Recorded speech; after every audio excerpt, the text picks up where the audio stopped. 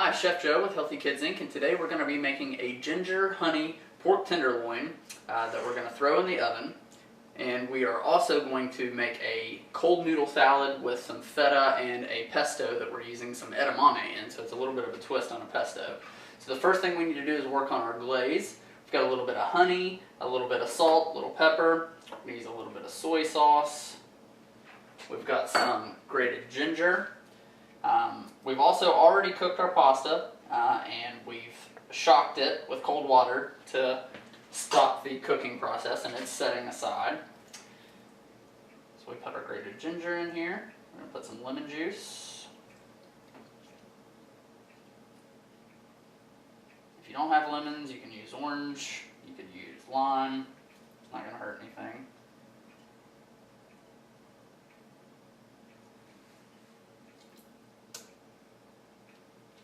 Okay, then you want to whisk this up.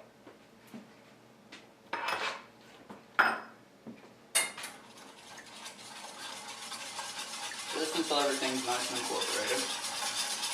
We've got our pork tenderloin in our baking dish. A little bit of olive oil, and I've seasoned it with salt and pepper. And we're going to pour this just over the top.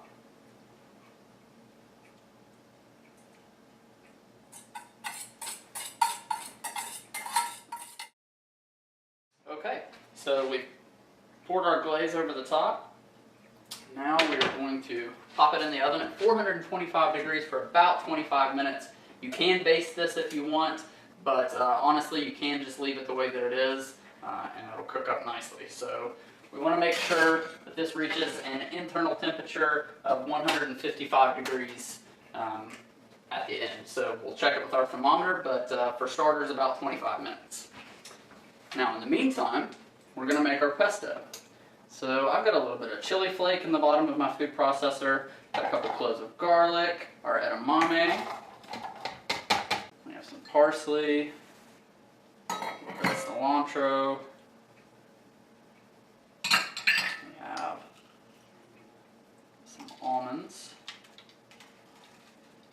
You could, traditionally pine nuts or almonds are used in pesto, so this is kind of still on the traditional route. The edamame is a little bit of a twist, and you can use any greens. You could use basil in this, like in a traditional pesto, but we're using parsley and some cilantro for a little bit of a different flavor. I'm going to go in with some salt, fresh cracked black pepper,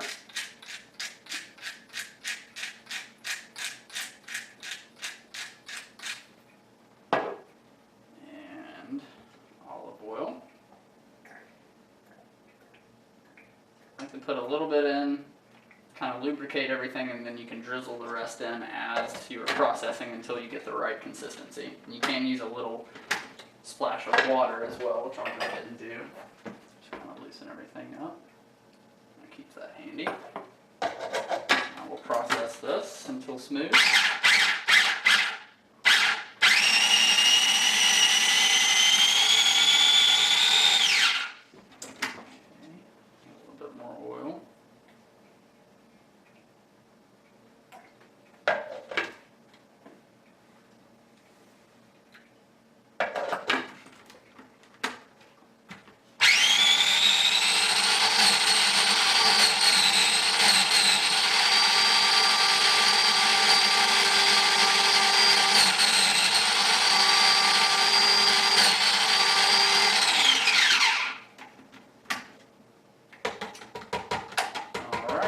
Got the consistency that we're looking for. So this will get tossed in with our pasta, and we'll show you the finished product in just a little bit.